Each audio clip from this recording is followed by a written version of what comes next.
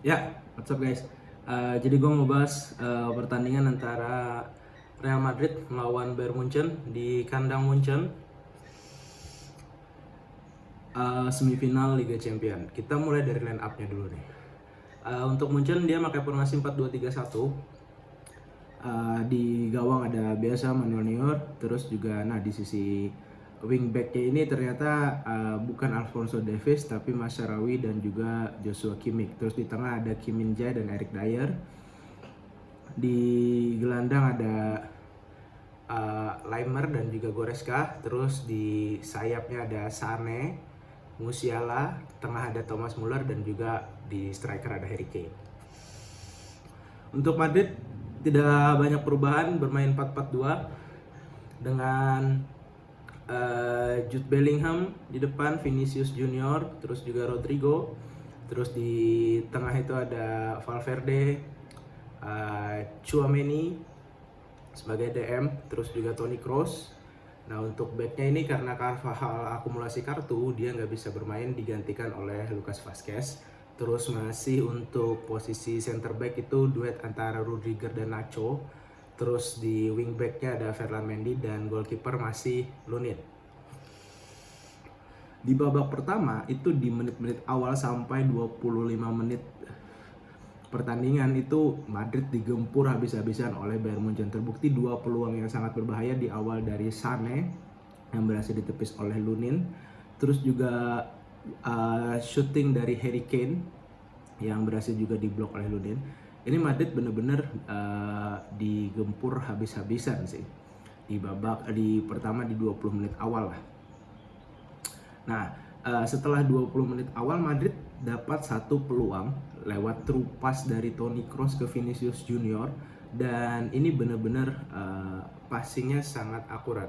Dan gue lihat ini ada miss antara Eric Dyer dan juga Kim Min Jae, di mana Kim Min Jae telat untuk intercept bola mengantisipasi pergerakan dari Vinicius Junior.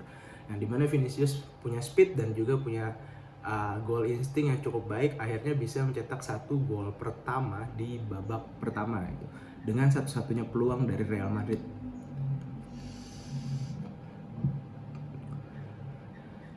Dan ini menarik, akhirnya pertandingan di babak pertama itu kelar. Nah, dimana Munchen ketinggalan lebih dulu di kandang mereka sendiri yang terkenal angker. Akhirnya di babak kedua, masuki babak kedua, Tuchel melakukan pergantian pemain, yaitu Guerreiro digantikan, Guerreiro masuk menggantikan Leon Goretzka. Nah di gol Munchen berhasil dapat satu gol untuk menyamakan kedudukan itu lewat skill individu Leroy Sané, dan itu golnya yang benar-benar tepat banget di sisi pojok kiper yang sangat keras banget juga. Dan ini sangat perlu diantisipasi karena serangan-serangan Munchen ini sangat efektif sih, entah itu dari corner kick atau beberapa corner kick juga headingnya sangat berbahaya. Terus juga di bagian sayap juga Sane dan juga Musiala sangat skillful dan juga sangat berbahaya sih. Memang dari kedua tim mereka punya karakteristik permainan yang sangat efektif gitu, dan juga level para pemainnya ini sama gitu, istilahnya nggak ada yang jomplang, dan starting 11-nya mereka benar-benar pemain-pemain top lah, jarang sekali miss passing atau membuat kesalahan gitu. Nah akhirnya gol pertama Munchen di menit 53 lewat gol Leroy Sané akhirnya menyamakan kedudukan menjadi 1-1. Nah ternyata di babak setelah gol itu, 4 menit setelah gol, kembali Musiala dijatuhkan di kotak penalti. Ternyata Vazquez menyenggol kakinya atau pahanya dari Musiala dan wasit menunjuk itu sebagai penalti. Dan penalti dieksekusi sangat bagus oleh Harry Kane. Keunggulan Munchen 2-1, which is Madrid di babak kedua ini mulai dapat bermainnya lah, dapat cara menguasai bolanya, dapat berkali-kali beberapa membangun serangan gitu, dan tidak seperti di awal babak pertama. Tapi sayangnya Munchen lebih unggul lebih dulu sampai akhirnya pergantian pemain dilakukan oleh Ancelotti di menit 65 itu Nacho keluar digantikan Camavinga, dan Madrid pengen lebih menyerang dengan membuat Tchouaméni yang waktu jadi DM untuk ke center back dan Camavinga di posisi Tchouaméni. Terus juga Bellingham digantikan sama Modric di menit ke-75 dan juga Kroos digantikan oleh Brahim Diaz di menit ke-76. Ya, dari segi permainan memang Madrid mulai ngototnya. Inilah Real Madrid itu ketika dia ketinggalan mentalnya nggak ngedrop gitu. Mereka tetap ngotot, mereka punya target bahwa mereka minimal nggak kalah lah di kandang Munchen, karena di lanjutan di leg kedua mereka akan bermain di Santiago Bernabeu di kandang Real Madrid.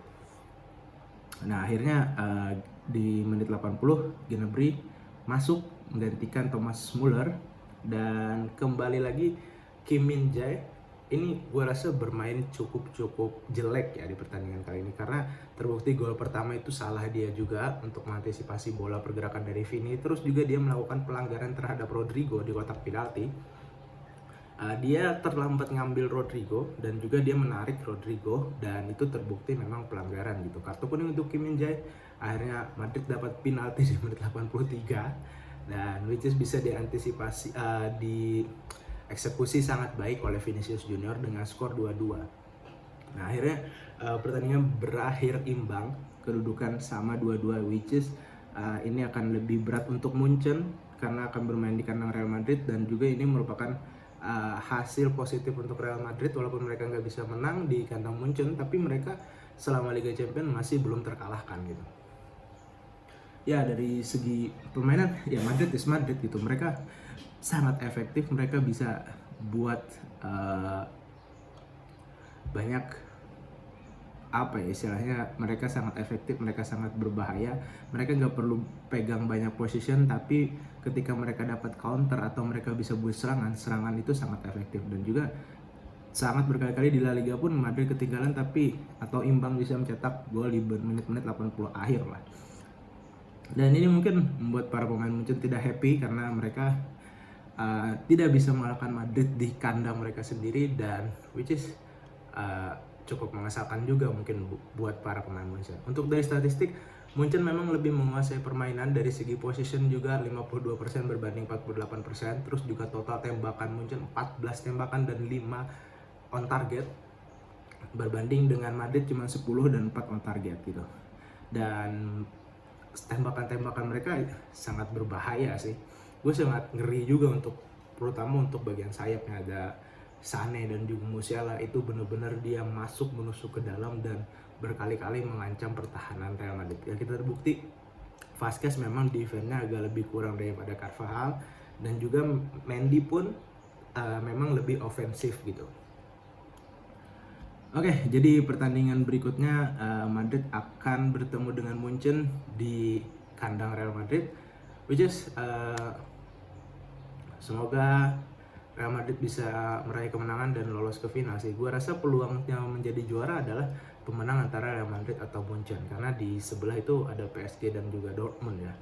Nah untuk PSG dan Dortmund sih mereka gue rasa mereka bermain sudah pernah ketemu di babak di grup stage kan, dan menang gue lupa hasilnya, tapi dua permainan ini Dortmund juga sekarang berbahaya gitu. Ketika mereka sudah masuk babak playoff ini, mereka terkesan cukup efektif juga, walaupun mereka bermain buruk, tapi seiring berjalannya waktu mereka mulai efektif dan mulai bermain bagus. Dan kita lihat apakah PSG bisa mengalahkan Dortmund, karena ini murni mungkin adalah perpisahannya Mbappe, karena dia mungkin akan pindah musim depan gitu. Dan ini sangat menarik sih, kita nantikan siapa yang akan jadi juara dan siapa yang akan melaju ke final gitu. Oke, segitu dulu video kali ini. See you di video selanjutnya.